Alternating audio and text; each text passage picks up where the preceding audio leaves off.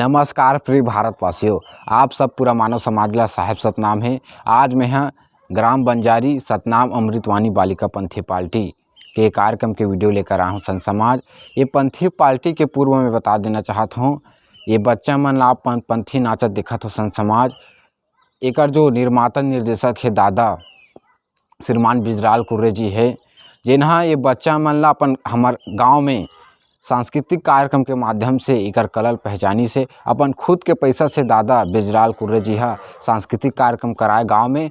और ये बच्चन हम भाग लेवे, छोटे छोटे भाई बहनन हा, और आगे चलकर यही सतनाम अमृतवानी बालिका पंथी पार्टी बनी से। और आज जगह जगह सतनाम के प्रचार कर, जगह जगह 18 दिसंबर में छठी कार्यक्रम में है या फिर किसी भी धार्मिक कार्यक्रम में ये पंथी पार्टी ला आप लगा सकते हो। संत समाज तो दादा श्रीमान बिजराल कुर्रे के बहुत बड़ा योगदान है ये पार्टी के निर्माण करे में, और ऐसे बदलाव प्रत्येक गांव में होना चाहिए संत समाज, जिसमें हम नवा पीढ़ी की जो कला ला आगे ला सकन और बेहतर समाज के निर्माण कर सकन, जो कि ये पंथी पार्टी हुई से। तो आप सब संत समाज ये कार्यक्रम के वीडियो देखो, आप सब ला साहेब सतनाम है। और ये पंथी पार्टी के जो मुख्य गायक है शत्रुघ्न लहरे जी है, श्रीमान हरिराम लहरे जी है।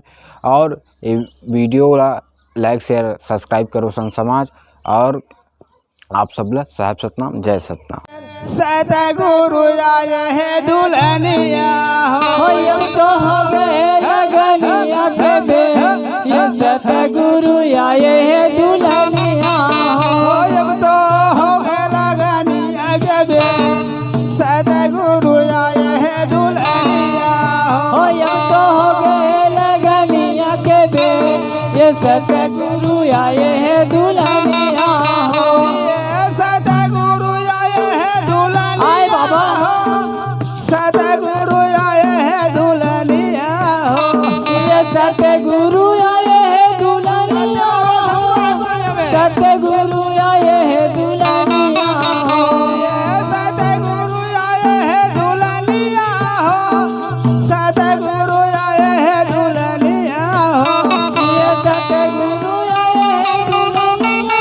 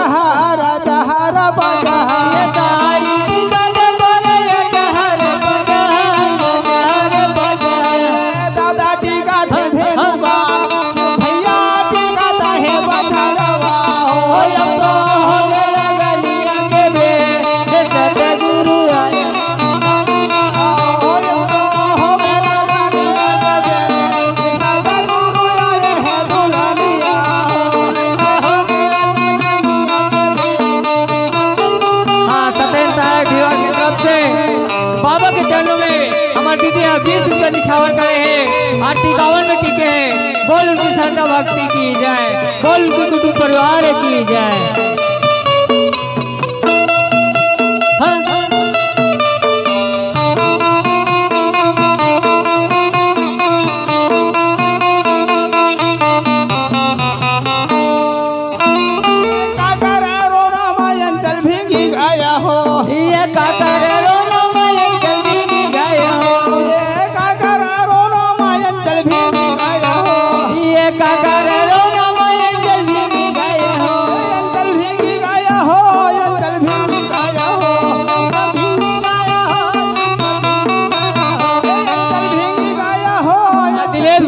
से बाबा के संप्रदाय में आज ₹20 निछावर करें।